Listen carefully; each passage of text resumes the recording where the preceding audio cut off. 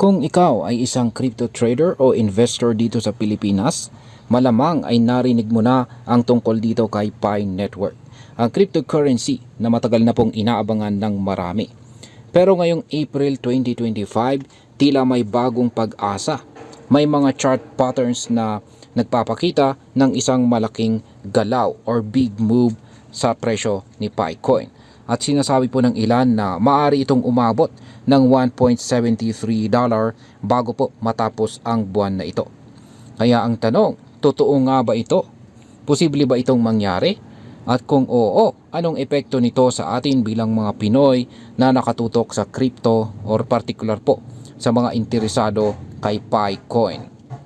Kaya yan, bago po tayo magpatuloy, ay pakibasa na lamang po muna ang disclaimer dito sa ibaba ng ating screen.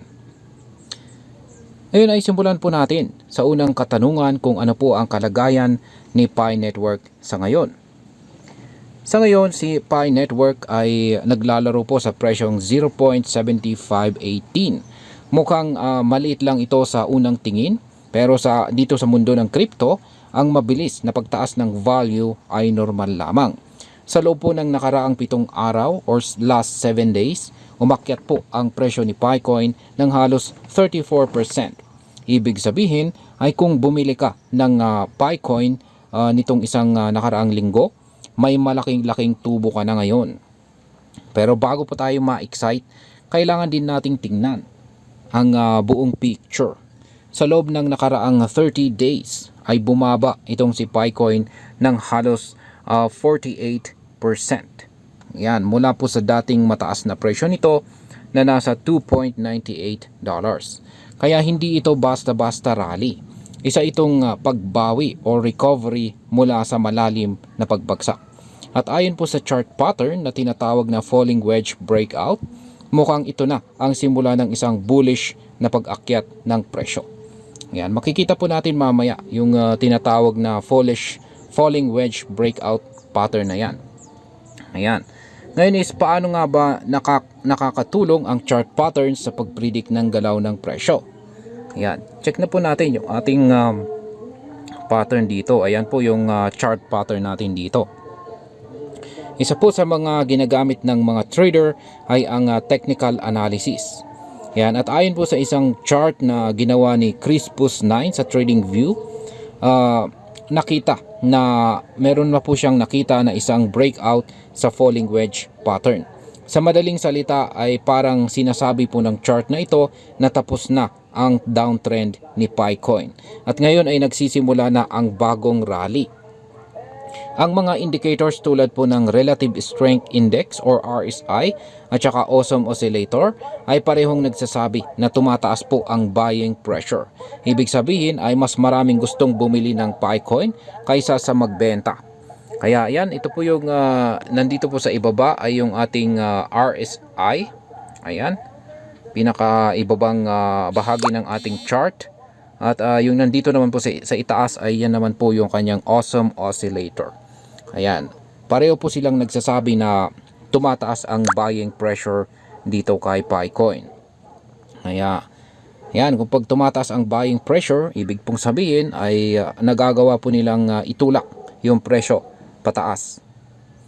Yan, dagdag pa dyan ay ang presyo po ni Picoin ngayon ay nasa itaas ng 50-day 50 period moving average. Ayan, sa mundo po ng crypto trading, ito po ay tinuturing na positibong sinyales or positive sign na maaaring magtuloy-tuloy ang pag-akyat ng presyo. Ayan po yung mga indicators na nagpapakita ng mga positive signals. Ngayon is ano po ang posibleng target ni Picoin ngayong buwan na ito or ngayong buwan ng Abril? Ayon po sa analysis ay kung magtutuloy-tuloy ang momentum, kayang maabot ni Picoin ang presyong 1.7365 ngayon pong buwan ng Abril. Kung babalikan natin, ito ang presyo na naabot niya noong March 13. Kaya naman, ito ang tinutukoy na bullish target. Pero hindi ibig sabihin nito ay sigurado na ito.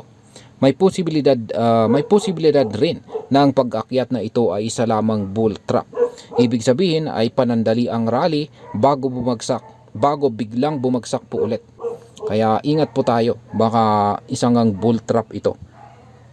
Ngayon ay kung magkatotoo po ang bearish scenario, maaari pang bumagsak si Picoin pabalik ulit sa presyong 0.40. Pero tandaan natin, maraming mga bagay ang nakakaapekto sa presyo.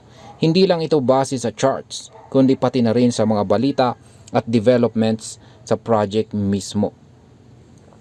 Ngayon is ano naman ang papel ng mga balita sa presyo ni Picoin? Ayan. Isa sa mga dahilan kung bakit tumataas ang presyo ni Picoin ay dahil po sa mga positibong balita na lumalabas.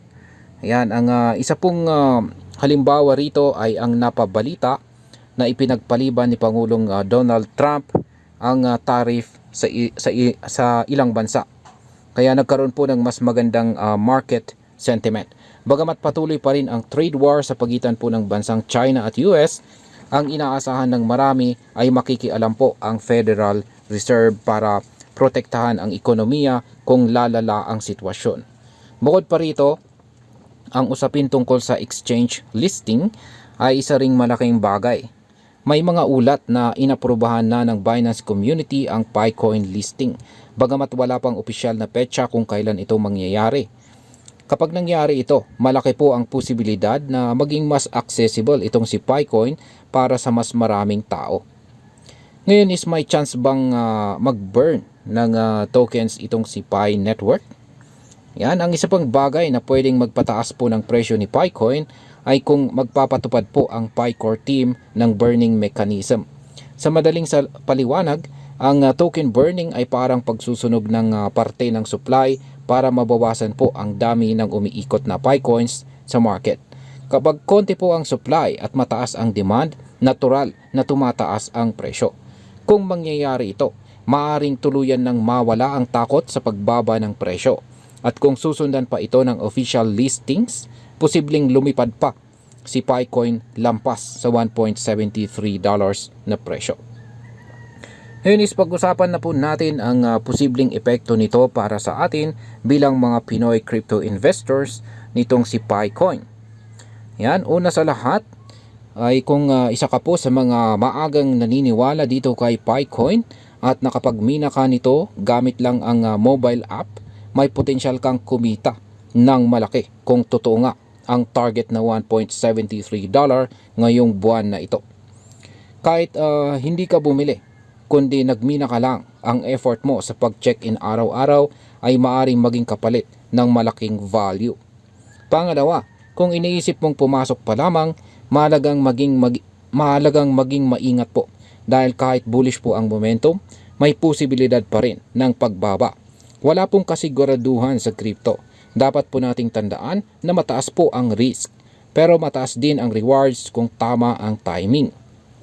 Pangatlo, ang patuloy po na pagtaas ng presyo ni Picoin ay maaaring maging daan para mas maraming Pinoy ang maingganyo sa crypto.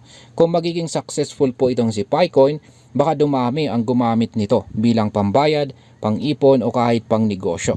Isa itong hakbang patungo sa mas inclusive na digital economy para sa atin bilang mga Pinoy. Yan, bilang panghuli ay ang masasabi ko naman dito ay ang pagtaas po ng presyo ni Picoin ngayong buwan ng Abril or April ay isang interesting na development. Pero hindi ito dahilan para agad tayong mag-celebrate. Kailangan pa rin natin ng konkretong balita, lalo na tungkol sa exchange listings at saka token burning mechanism. Gayunpaman, nakakatuwang isipin na ang isang project na nagsimula bilang simpleng mining app ay unti-unting nagkakaroon ng halaga sa crypto market. Hindi lang ito upgrade ng app, kundi isa itong philosophical move na nagsasabing ang blockchain at crypto ay para po sa lahat at hindi lamang para sa may internet at saka pera. At bilang Pinoy, dapat po natin itong samantalahin, pero may kasamang tamang kaalaman at syempre pag-iingat. At ayan, hanggang dito na lamang po tayo sa video na ito mga ka-crypto. Marami pong salamat sa panonood. Ingat po tayo lagi at God bless po sa ating lahat.